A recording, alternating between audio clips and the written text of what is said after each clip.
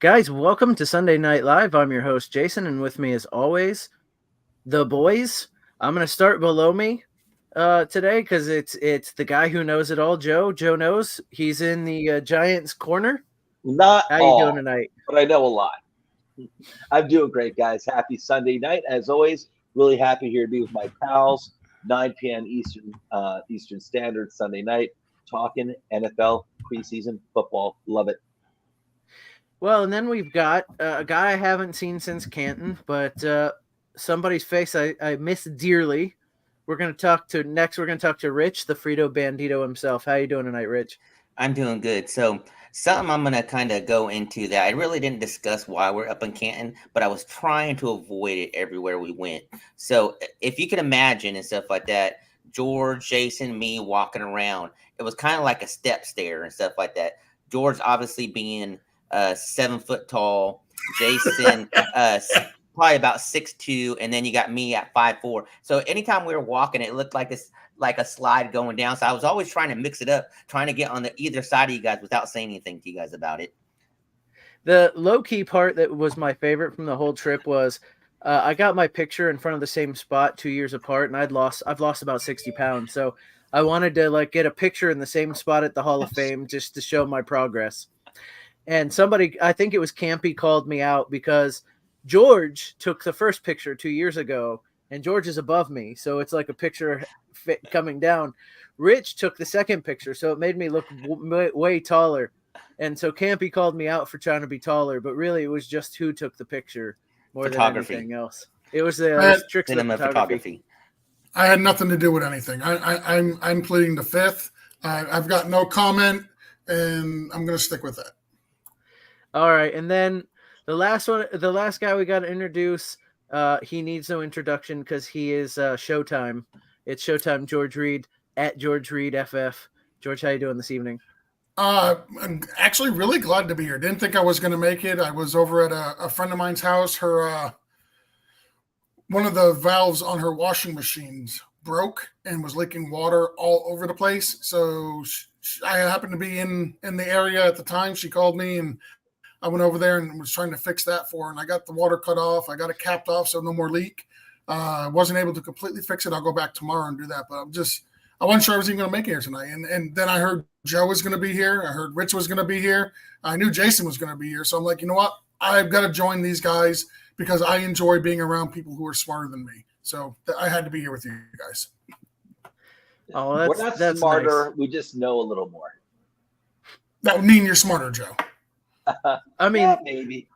Look, grammar-wise, I'm with you. Other than that, George, you got this all over us. But with that said, tonight we're going to go over the news and notes from preseason week 2. But before we do that, we're going to do a little bit of housekeeping. With the housekeeping, I'm going to turn it over to George first to discuss. So after the preseason, this show, Sunday night show, we're not going to counter-program the NFL. Seems like a mistake. We're going to have a Sunday morning show, and I'm going to turn it over to George to talk about the Sunday morning show. So the Sunday morning show is a show Jason and I have been doing for the last 5 or 6 years, every Sunday morning. It's formerly known as The Blitz. We're rebranding as Title Time, which makes sense because every Sunday morning as you're setting your lineup, that's where you're going to win and lose your titles for the year.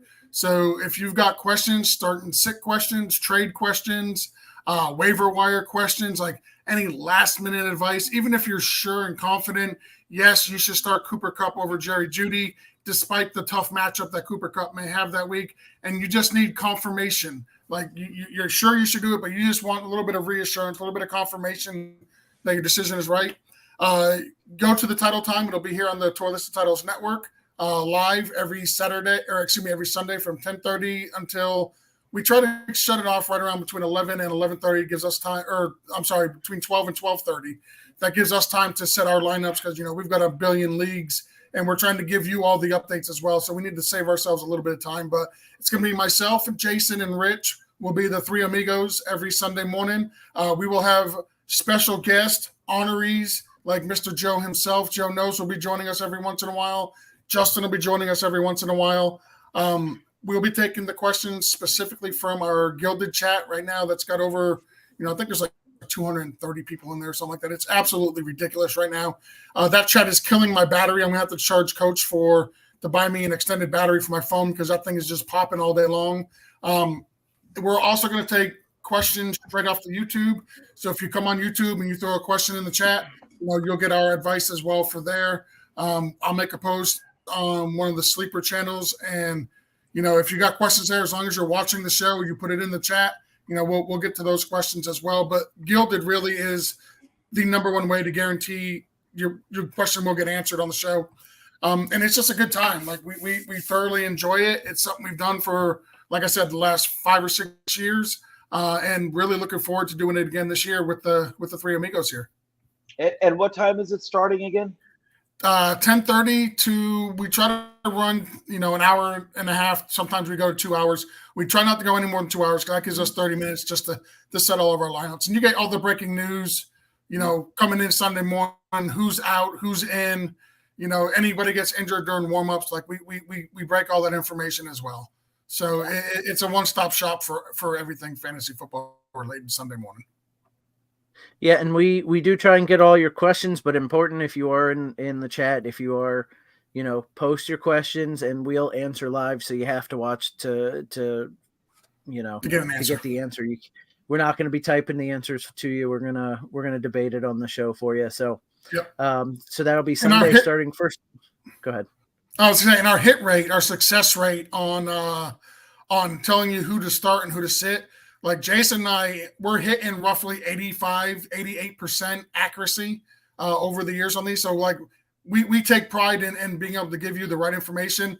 We'll be texting each other in the chats and on Twitter and even in text messages. Great call on Calvin Ridley. I didn't think he'd do good, but I was outvoted and you guys hit on him because he just scored a touchdown. We take pride in being accurate and giving you useful information to help set your lineups to help you win those titles.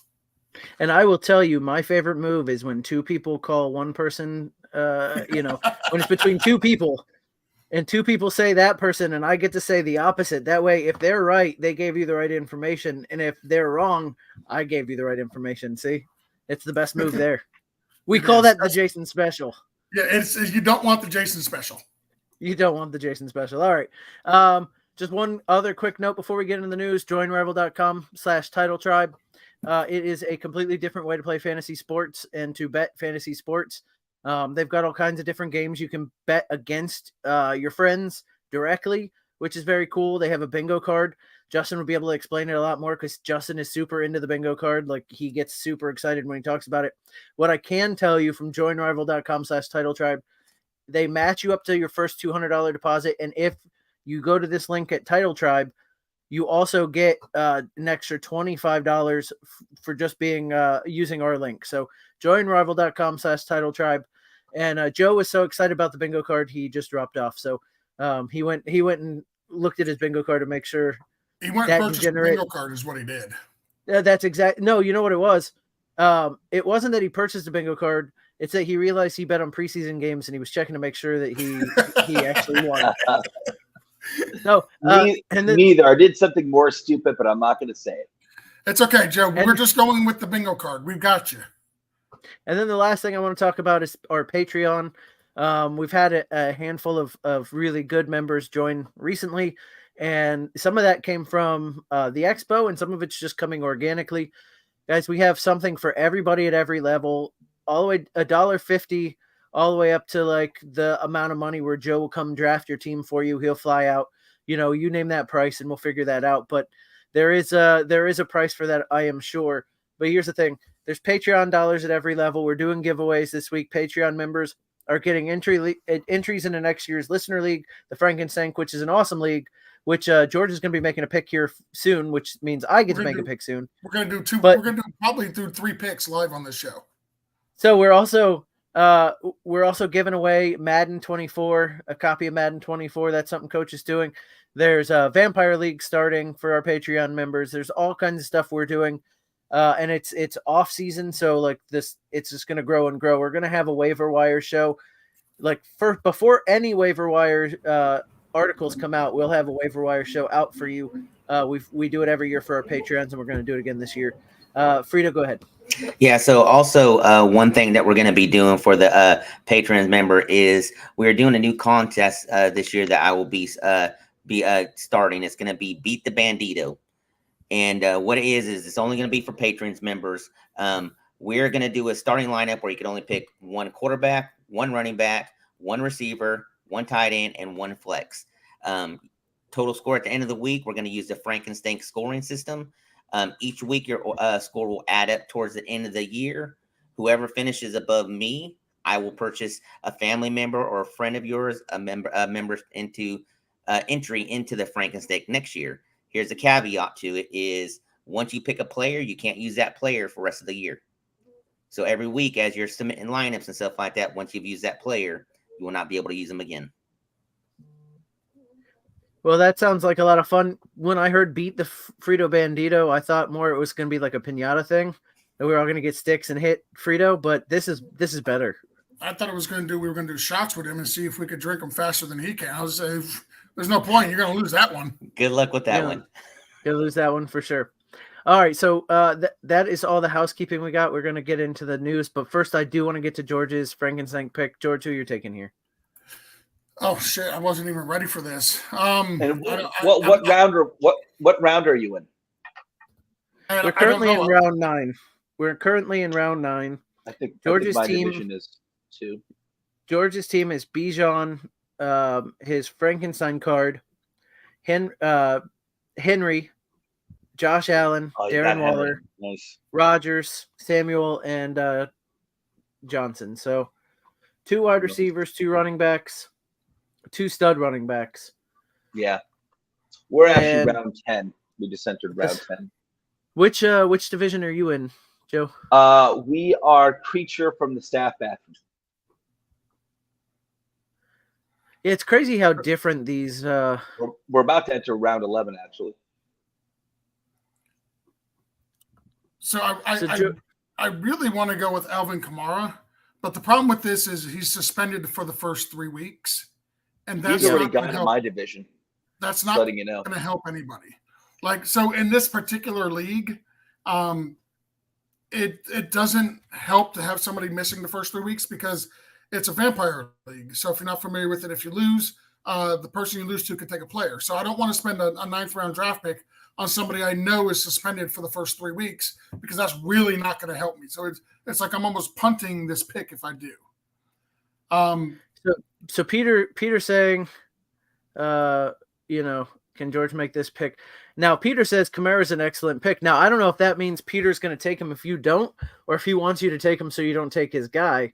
I think it's he wants me to take him so I don't take his guy. Just to let you know, Kamara did go a few picks ago in my division in round 10. But that's round 10, right? Right. And then Peter says punt away. Now, for those of you that don't know, because most of you don't, Peter's the guy who he's picking between George and I. So I will have a pick. I'll have 2 picks, but I won't do it on the show because it's taking a lot longer than I wanted it to. I thought George had a guy ready. So no, I'm dude. You know what I've been doing for the last couple hours now. Let's jump in the show and then I'll make the pick. And then my son is watching again. Eli, we're not gonna interact as much as we did last week, but hey, Eli, I love you. I will come out and say hi to you when we're done. Okay, so there we go. All right, Eli. Sorry, had to. It was the best part of last week's show, I think. As tired as I was. Named after Eli Manning, obviously. Sure, if that's what you want to tell yourself.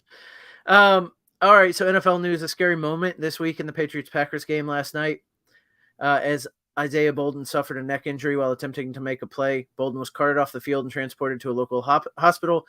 Teams agreed to suspend play almost immediately. The Patriots now have called off joint practices with the Titans this week, but Bolden has been released from the hospital. Now, the teams acted quickly, like I mentioned, and they made a decision, unlike the Bills-Bengals, where it was a regular season game. But this is something that could potentially happen again in the regular season where it matters more.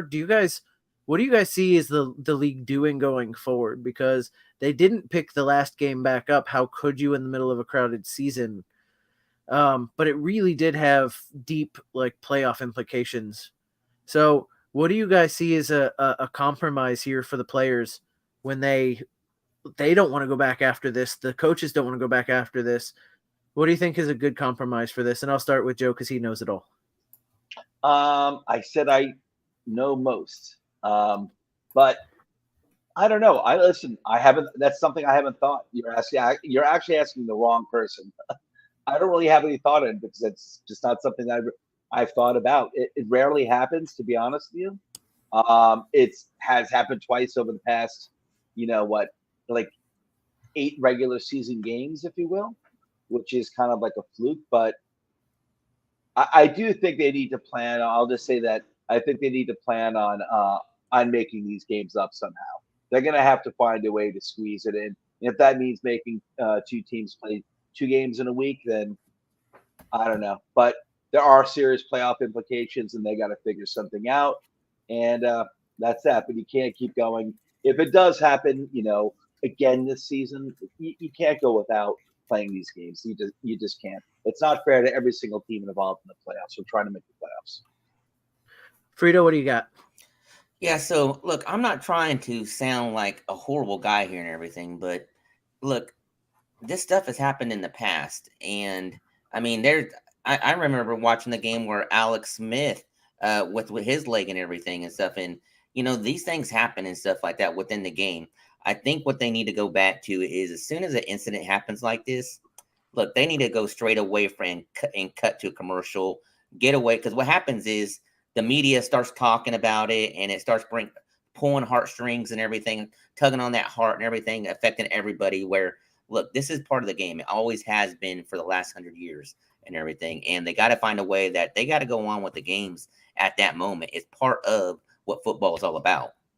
Well, stuff like Alex Smith and George, I'm going to get to you. Stuff like Alex Smith, though, I think is a little different. It was a broken leg. Don't get me wrong. It was definitely season or it was career ending almost, right? It was terrible for Alex Smith, but DeMar Hamlin, for all practical purposes, was almost dead on the field, right? Well, I understand that, but last night's incident wasn't an incident where he almost died on the field and stuff like that. This has happened multiple times through many games and stuff like that. You do your part with the get him to the hospital as soon as you can. Like I said, I'm not trying to sound like to be the bad guy here and everything, but this is part of the game and everything.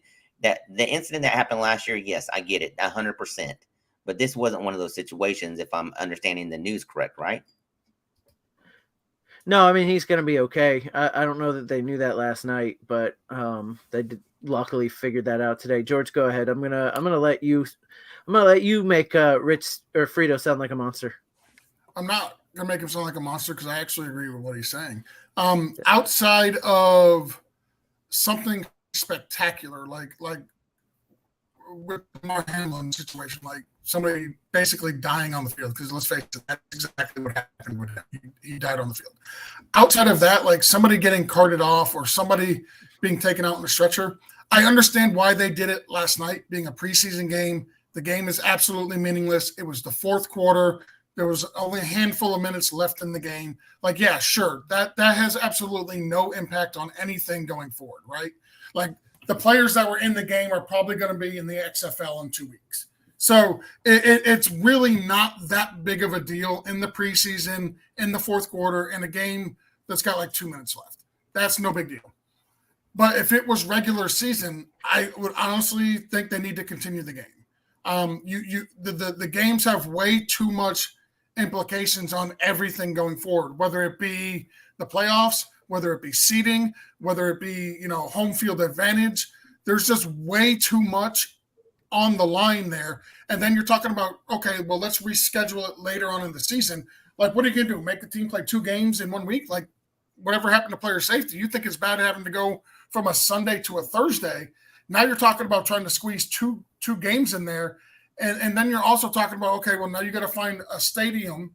You've got fans who've paid for tickets for certain days. Like, the logistical nightmare on that. And Jason, as somebody who works in logistics, is an absolute nightmare process. So outside of something spectacular, like somebody dying on the field, I get that it's tragic. I don't, want any player to ever have to leave the field injured. That's not what we're saying here. But the game does, in my opinion, the game needs to continue. They need to continue to play and have a definitive answer on wins and losses, because it's only 16 games. It's not Major League Baseball. There's not 162 of them. It's not the NBA. There's not 82 games. There's only there's 17 for the whole season, and each one of those games matter a lot. So I think they need to continue with the game, and I'm sorry, it's tragic. I will throw up my prayers. I don't ever want to see a player injured, whether I like the team or not. But I think outside of something spectacular where somebody literally died on the field, I think, the game should be suspended, get the player off the field, allow the players maybe an extra 10, 15 minutes to gather yourself, composure, get back together, and all right, let's go back out there and we got to finish the game. That's what we've done for years. That's what we need to do. Yeah. As they say in Hollywood, the show must go on. Yeah. Listen, players have been paralyzed in the middle of the game. And they continue to play the game. I remember I forgot which New York Jet, but very late 1980s, paralyzed in game. I don't remember them stopping the game. Obviously, what's that? Shazier. Ryan Shazier. Yeah. When he got when he got hit and was paralyzed, they stopped that game. Yeah, it doesn't mean you don't care about somebody. It's just that the reality is that, listen, it's like life has to go on. The person's being taken care of. Us, being concerned for the person and their well-being once they're out of the game is separate from the actual game. Doesn't mean you don't care about someone who's being disrespectful, and I'm not just saying that as a fan. I mean, if I were a player, I'd understand too. I don't think I wouldn't be like, hey man, how do we play this game? It's like, listen, it's a big business. They all have jobs to do, and just work. The game has got to go on. The show's got to go on. So I don't think it's being disrespectful to anyone. Stopping the game is not going to be. It's not disrespectful, in my opinion, or continue to play the game. And stopping the game is not going to do anything to help that person either. All right, and George, I know you just made your pick, so why don't you announce it since we talked about it? Seattle running back Zach Charbonnet is who I went with. Very, very nice. Still there? Wow. Yeah, I got to check in my league. I think he's gone. All right, so I said that to my divisional opponents who are listening. Live now, Joe gives away his next pick, but yesterday, Brock Purdy made his preseason debut, going 4 for 5 for 65 yards in limited action. Guy looked good, coming off that elbow injury. But Sam Darnold and Trey Lance looked good again. They all looked good. Is it just that Shanahan can make anybody look good in that system? Is that what it is? I'm gonna go with Frito first. Well, he made Jimmy G look good. I mean, look, it's the QB's coach system. I mean, look, they run the ball a lot and everything. So McCaffrey is the one that's going to be the one that benefits from this all. I mean, everything else is going to be distributed through Kittle, Debo, and Ayuk. But I mean, if you could plug any QB in the system and stuff like that, how does that do for the team when it comes up on contracts and everything? So they're just going to keep on moving on and plugging and playing and not having to worry about paying them a lot more when they come up on a contract. What a great find, Mr. Irrelevant. You know what I mean? It kind of makes the Trey Lance pick where they gave away 3 first-round picks, where they gave up the farm to get this guy. Imagine you do that and you don't have a good quarterback. You're going in with either Trey Lance, who's not ready, or Sam Darnold as your starter. Imagine what we would be saying about John Lynch. The only reason we're not upset, people aren't calling for issues with him. One is he's been good over the years, but 2, doing this, he got lucky as hell. Don't you think, George? Yeah, he did. I don't think the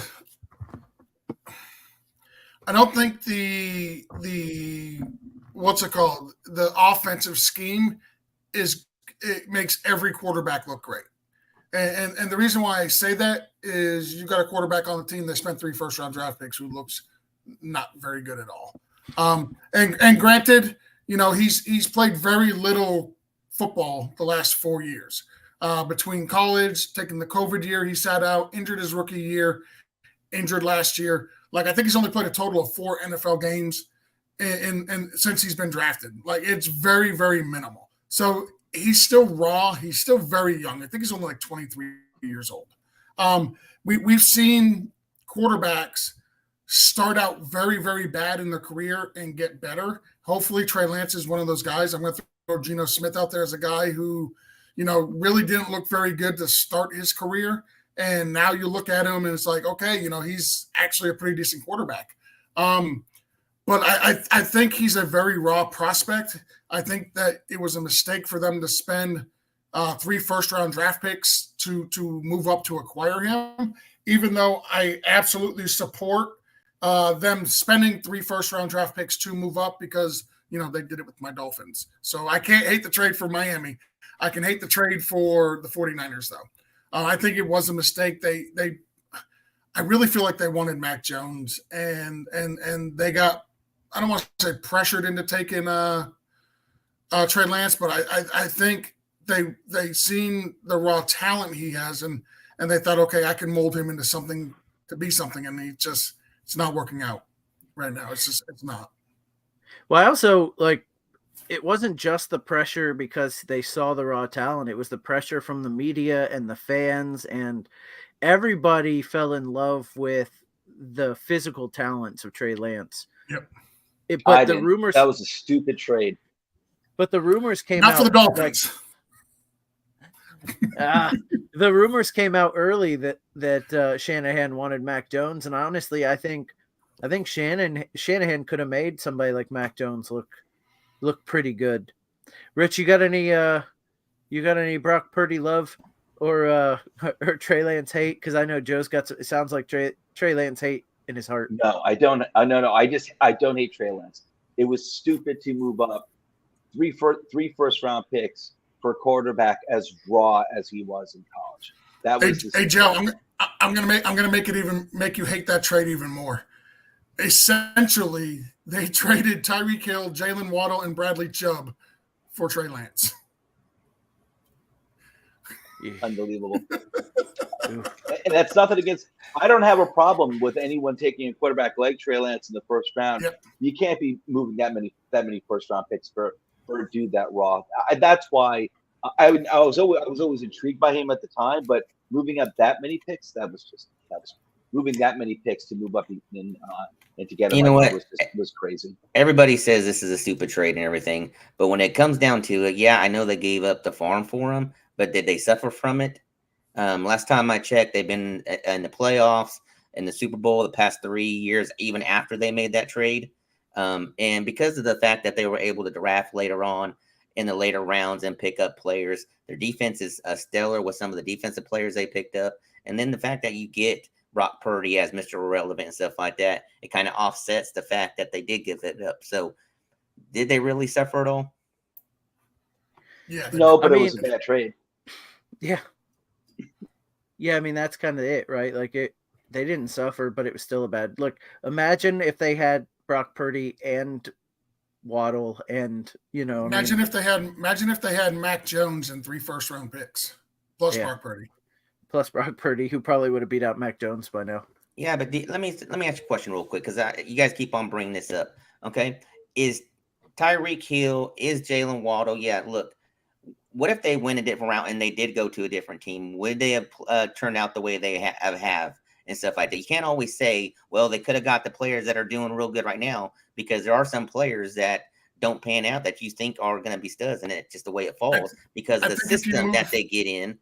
The system that they get set in sets them up and builds their confidence up high enough to where once they move anywhere else, I mean, they're already established and they know what they're doing. Look, anytime you get into the NFL and stuff like that from college, look, there's still a learning curve and stuff like that. And if you get to learn from one of the best players like Patrick Mahomes playing with Tyreek and Kelsey and stuff like that, it sets you up and builds you up even stronger. I think you move Tyreek to any team, and he's still one of the top receivers in the game. I think if you move Jalen Hill or Jalen Waddle rather to any other team. I don't know if he's a top 10 wide receiver in the league, but I honestly believe he's a top 15, top 17 wide receiver in the league. I think both of those guys, doesn't matter what team they're on, they're still going to be extremely, extremely good. All right. Well, we've touched on this for a good bit. We've got a lot to go, about 15 minutes, so we're going to move on from this. Real quick, just a mention, but not something we have to discuss. Week 1 preseason darling Tank Dell held out a preseason for leg tightness and load management. He seems like he's fine. Now we'll talk about Devon Achane, who was carted off the field in Saturday's preseason game against the Texans. In the game, he had 6 carries for 27 yards, including a 20-yard run from scrimmage. Best case scenario is that it's just a stinger. With worst cases, it's an AC joint or shoulder dislocation, which would mean missing some time. The Dolphins were a team that was seemingly in on Cook and lost out to the Jets. You know, George, there were no rumors about it, but thought maybe Ezekiel Elliott if Cook was gone, but he went ahead of them over to the Patriots. So those two are out, and Hunt's still there if Achane's not around. They still have Wilson. They still have, or not Jeff Wilson. They still have Mostert. So, they've got a backfield-ish if Achane's not there. George, this Achane thing worrying you at all? I didn't see any good updates today besides that he was going to be scanned. Yeah, so they're going to do a scan today. We'll know more about it tomorrow. They said that it's supposed to come out tomorrow. If you watched the way he got tackled, he was literally picked up by the defender and slammed to the ground. It wasn't just he ran into the defender and the defender tackled him to the ground and that's where he got hurt. No.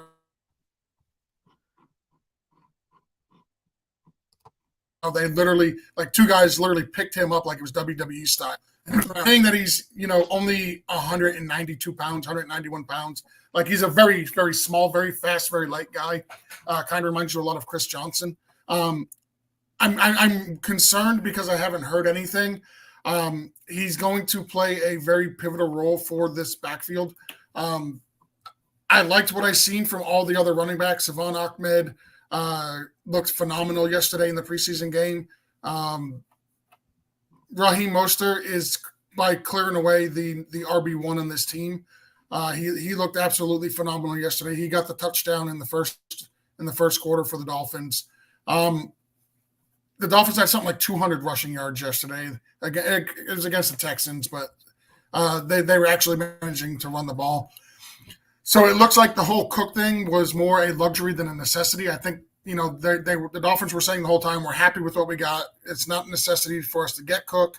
I wanted them to get Cook, but after I seen yesterday, it would be nice to have Achane out there. He's definitely brings something different to the field than the other two. But we'll know more tomorrow. They haven't really given any updates on what's going on with him yet. And Rich, you any thoughts on Achane here? Do you think they should go out and get Kareem Hunt? Here's my whole issue with Achane and stuff like that. And you look at this offense. This is a speed offense and everything. And all the free agents that are out there, right? Are there really any speedy running backs out there and stuff? It's more of possessional running backs like Hunt. He can do a little bit of everything and stuff like that. But this team is built around speed. And that was one thing that if Achane is not able to come back, they lose to a certain degree, but they have it with Mostert and Wilson. So I believe they don't go after anybody. Maybe they bring someone in just for depth, but they got a good stable back there of just running backs with speed. And that's what this team's about. Yep. And Joe? Nope, I have no thoughts on Achane. All right. So Rashad Bateman returned to practice on Friday, first time this year. The Ravens and Lamar Jackson last year were much better when Bateman was on the field, but now OBJ and Flowers are on the team. How big an impact do you guys think Bateman will have going into the season? And I'll start with Joe, see if he's got any thoughts on this one. He's not on my radar anymore. I'm done with Bateman. Listen, stay healthy. I mean, what will his impact be? It depends on his health, and which is you can't trust. And it depends on how good Zay Flowers is going to be, who's really, really good. And OBJ, who, if he's healthy, and he is basically, I think, far enough removed from his second ACL injury, where he should be fully healthy, he should be OBJ. then I'm looking at OBJ and Zay Flowers as the two guys on this team. Myself, I don't mean to be a party pooper, but I haven't seen anything from Rashad Bateman. How you say they're better with him on the field? How much do you play? Really, how much impact did this guy have? Well, not as a fantasy aspect of it, but as a football aspect and everything, he is gonna a big part of this team and everything. If you have three receivers out there that can do what Beckham does, and Zay Flowers and Mr. Bateman over here and everything, that helps Lamar Jackson out. I mean, the whole premonition of this year is they're wanting to go more passing and everything, and if they have three receivers out there that can do it, and Bateman can do it, it's just like you said, he hasn't been healthy and everything. I remember a couple plays last year where he blew the top off and everything, and it really helped out. So if he's healthy, it does affect this team tremendously and stuff like that, because it gives Lamar one more option with Andrews even there too. So he is a big factor in it that will help this team out being on the field. Yeah, if he's healthy, players like him, like I don't know, man. I'm done with injured players. Guys who get injured quite often, and early in his career he's been injured quite often. My patience is gone with players like that, to be honest with you. Joe, did you wake up on the wrong side of the bed this morning? Not at all. I'm done with injured players, dude. Done with it. Guys who are not just injured once, but it seems like consistently, and just kind of done with it. Joe said, "Screw you, Saquon. I don't want nothing to do with you."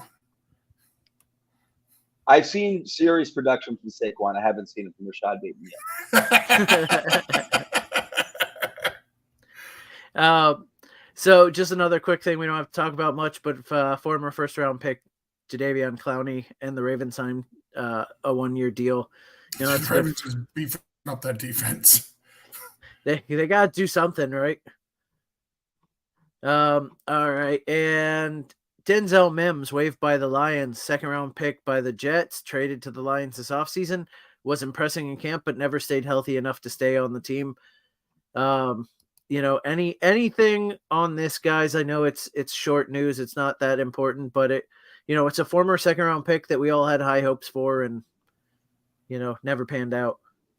Can I stay with the grouchy theme over here? I was never high in Denzel Mims. Is he out of Baylor? Is he another Baylor bust? Another guy that there were plenty of people touting Denzel Mims. Look out for Denzel Mims. He's typical Baylor player, all speed. That's all. And I wasn't. So I am surprised, to be somewhat kind. I'm surprised that he busted this fast. He is from Baylor, Joe. Just yeah. So, and I only bring this up because I got sick and tired of hearing people talk up Denzel Mims a few years ago. I'm like, dude, chill out with this guy. He's from Baylor. Let's not make him out to be some great polished wide receiver coming out of college. I don't wish him failure in his career. I'm not trying to bust him, Denzel Mims, but I got sick and tired of hearing this guy's name all the time. Like, last year, or especially 2 years ago, I think when he was picked. And I wish him the best. I hope he finds game. I hope he finds a new home and everything works out for him. So, Joe over here, Baylor catching strays for no reason whatsoever. Baylor's just like, man, we're trying to have a program here. And Joe's over here, like, just because Denzel Mims sucks, Joe's over here casting dispersions. He's like, look, their campus sucks. Their professors suck. I didn't say that at all. I didn't say that. It's just at all. implied. It was implied. I don't trust wide receivers coming out of Baylor. That's it. That's the only thing, period. So, Joe, do you know what Campy's talking about here? You've seen this. Do you see the comments here? Sure. He's from Australia. Don't listen to him. I like this Grumpy Joe. We need Grumpy Joe more often. I truly love this Grumpy Joe. I'm not wrong. Look at him. He never said you were wrong. He got traded to the Lions, and they just cut the dude. All right? Yep. Am I wrong? The Jets couldn't get rid of him fast enough. They couldn't get rid of him fast enough. So I'm pretty sure the terms of that trade was he had to be on the roster in order for them to actually get compensation. So I don't think they actually got anything. So I wonder if they go back and pick him up now, if that trade is actually over and he wasn't on the roster, so they don't have to trade. Maybe some gamesmanship from the line. I'd have to read the contract. All right, Eli, that's enough in the chat, bud. before you say something you shouldn't. Sorry, I have to talk to this is how I parent my child now, apparently. Just live on air. So yes, Jason, you are correct. It was a conditional 6th round pick. With Mims being waived, the NFL media reports Detroit will keep its conditional selection.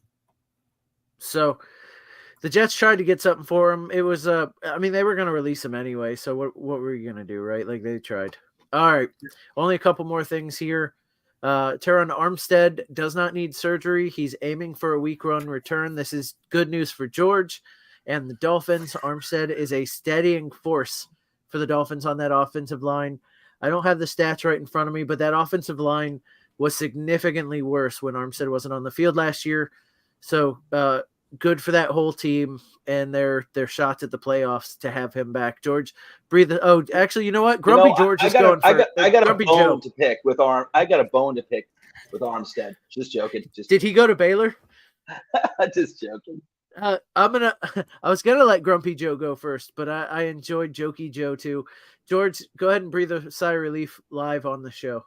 So within a 2-hour span, the wave of emotions was like this for that report, because it was reported he was injured, which is not good, and then it was reported he was carted off, which is even worse. So now worst fears is like your best player on the offensive line is down. It's a guy who is literally the anchor of the team. Everything we do evolves around that left tackle, and he's one of the best in the league when he's on the field, and now he's gone. So you're like, oh crap. And then it's reported he might be okay. It was just precautionary. And then he tweets out a video of him walking with no limp, no brace, no crutch, nothing. And then it was reported he was seen with crutches. And then it was reported he's fine. He just got rolled up on from behind. It was a freak accident. Just one of those plays. There's nothing you can do to avoid it. It just happens. And then he tweeted he's fine, no injury, and he'll be good to go to start the season. So the wave of emotion that you go through in that 2-hour period was mind-blowing. It was just an emotional roller coaster. Retweeting or refreshing Twitter, refreshing all the news sources, trying to get an update, find out what's going on with the best player on your line. And luckily for us, he's okay. He'll be there to start the year. As far as I'm concerned, Teron Armstead does not need to practice. He doesn't need to play in preseason games. Roll him out on Sunday. Give him Monday through Saturday off. It does not matter. The man is that good. He's that valuable to the team. Just put him out on Sunday, and he gets every other day of the week off. I don't care. All right, well, that's all we really need to talk about on Armstead. Good job, George. I know you were happy when you saw that report. So, all right, Sam Howell in a move that shocks nobody, named Washington's starting QB. So, guys, what are the odds that Sam Howell starts every game this season and Brissett never gets in? 90%. Okay, George got the 90. I'm gonna go with Rich, because then we're gonna get to Grumpy Joe. 100%. Look, he's the QB that you're gonna go with right now. Why take him out if he's not doing good and everything? Let him learn and stuff like that. And if they do horrible, what are they looking to do for next year? Hey, it's kind of like tanking without tanking and everything by throwing him out there and letting him, if he succeeds and stuff like that, look, that's a plus and everything. If he doesn't, you're setting yourself up for next year. Well, There's so no Joe, reason why to put Brissett in there. Well, Joe, let me ask you, because Ron Rivera is on thin ice. So, Sam Howell doesn't look good. Now, it's in the team's best interest to keep playing him to see exactly what you have in him. It's not in Ron Rivera's best interest. He needs to win games so he can keep with the team. So, do they put Brissett in to give him a shot at actually, doing well and staying with his job? Good point, man. Good point. I would assume that they were going to roll with him for the entire year because, it is his second year. He did sit quite a bit. It wasn't like they needed to start him last year. I think maybe they started him at the end of the season last year, and he did okay. And I was actually surprised. I've been a Sam Howell defender ever since he was drafted. I thought it was a great pick in the 5th round. I think was it 5th round? I think 2 years ago. In just that, this guy had some really, really good college film. It was only his final year before he was drafted, where he where he wasn't great, but like I had said in earlier episodes, I'd pointed out his best talent was drafted. He lost a slew of very good talent that went to the NFL the year before he was drafted, and that definitely affected him. I was surprised though that they did not take a quarterback in the first round this past year. I figured, listen, I guess who was still there by the time they picked. Will Levis was still there in the first round. He obviously made it through the entire first round. So I was shocked they didn't take Levis, or they didn't try to move up for one of the quarterbacks early in the first round. But they let Levis go by, and they could have taken him unless they just really didn't like him at all. So I think that means to me that this is a year-long commitment. Maybe they'll take him out for one game. Maybe he's like beginning of the season. Maybe they go like 0-3, 0-4. Maybe they take him out a game just to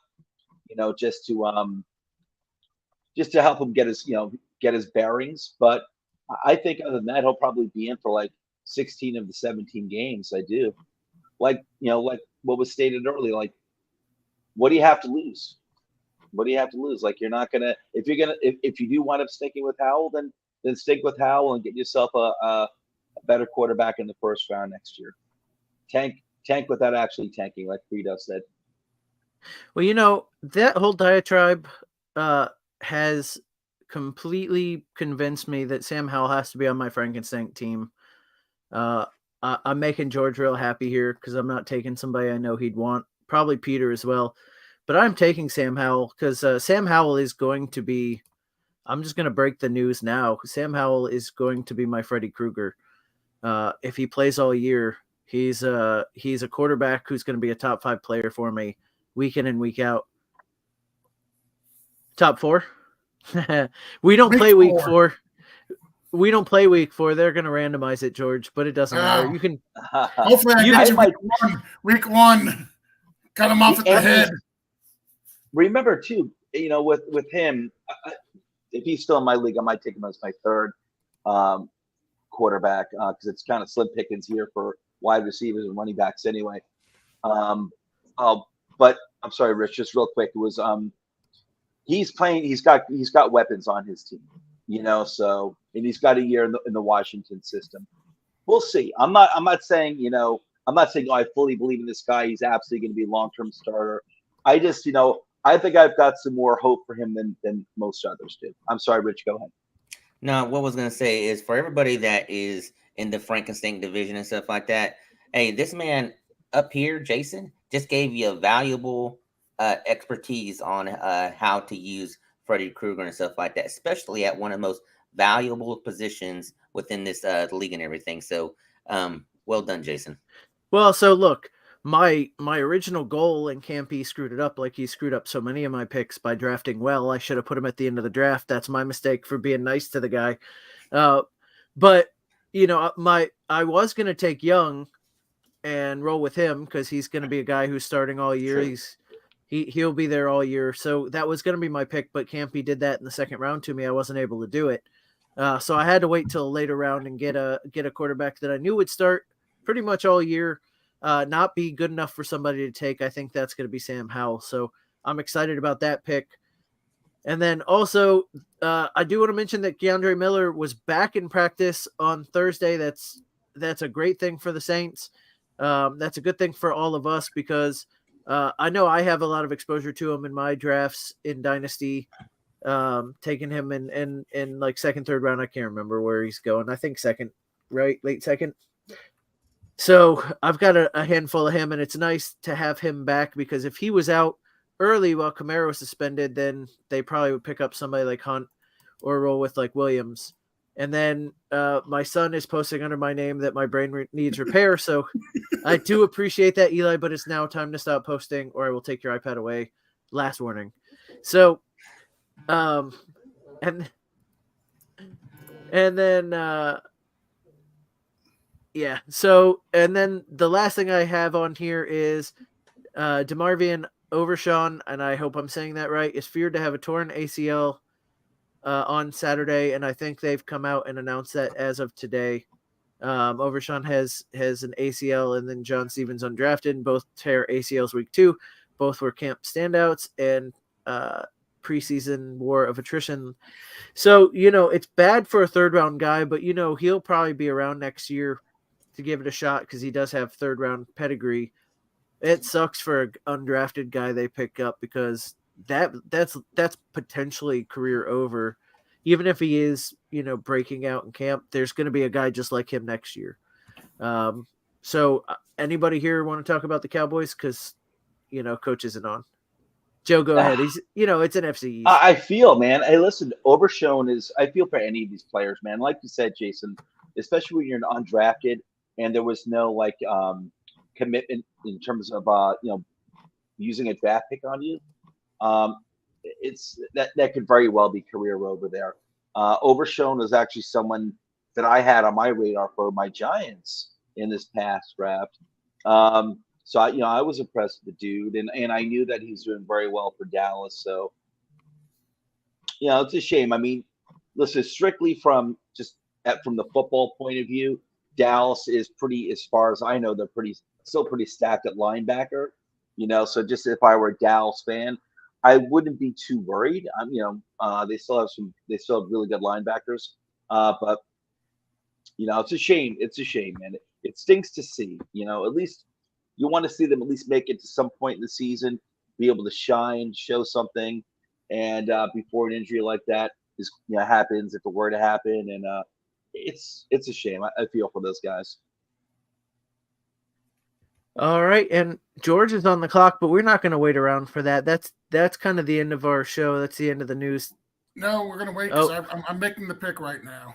So I just got to make sure the guy is there. Make sure Peter. I got to refresh this. Just make sure Peter didn't take him. So Peter went with Ryan Tannehill, quarterback. Not a bad selection. I'm feeling confident in my quarterback play right now. I got Aaron Rodgers. I've got Josh Allen. So I'm feeling good with my quarterbacks. I'm not going to go with quarterback here. I'm going to go with a wide receiver. I have very little wide receiver depth. The top wide receiver on the board, Jackson Smith-Njigba. I like him more as a dynasty play than a redraft. I need production week 1 to help me, start out the gate hot. So I'm going to go with his teammate, who I think is probably the better of the 2 wide receivers right now anyway. That's Tyler Lockett. So I'm going to take Tyler Lockett over Jackson Smith-Njigba for the redraft league that is the Frankenstein. And I made 2 picks. My other pick was Alvin Kamara. When you mentioned him, like you were going to draft him, I got a little nervous that you were going to take him, and then I got nervous Peter was going to take him. No, you know what? I'll suffer because you know what that means. Week 4, I couldn't have had. I have a stud starting running back that didn't get stolen. He'll be on my team, and right now I'm drafting bench players anyway for the most part. So I'm okay with him sitting on my bench, especially as I expect to win the first few weeks, and I'll have even better players to play. So, I feel like having him back week 4, whether I'm winning or losing, I've got a stud coming back week 4 and ready to roll. So you hope he's a stud. I hope so. Listen, I hope all of my guys are studs, but you never know one week to the next. So, and we're posting my brain needs repair one more time, but thanks for that. So, guys, that's going to be the end of our show. We're going to do this one more week next week, and then after that, we're going to be switching to Title Time Sunday mornings as your start-sit show. That'll be me, Rich, and George. We talked about earlier. The questions that are going to get answered first are going to be from our Gilded chat, and then there's going to be a bunch of other ways you can ask us. You can ask us right here in the YouTube comments. And then George is going to have a sleeper channel dedicated to it as well. So we'll have a bunch of ways for you to ask, but the only way to hear the answers is to listen to us right here. Again, I do want to mention we're going to do the joinrival.com/title tribe. With that link to Title Tribe, you get an extra $25 on your deposit. So they'll match your deposit up to $200, and then they'll give you an extra $25 on top. So an extra $25 is always nice, courtesy of joinrival.com. And you can play all kinds of different fantasy sports, including a bingo card, which Justin seems to love so much. Again, join our Patreon. It starts at $1.50. It goes all the way up to Joe will come sit on your lap. That's a new one this year. Grumpy Joe on your lap. You don't even know how good that's going to be. I'll bring the grump to your lap. That's that $1 million Patreon Joe and I were pushing last year.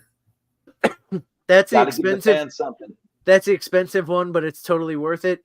Joe, for the $1 million Patreon, Joe will fly himself out, and he'll be nice and showered for it.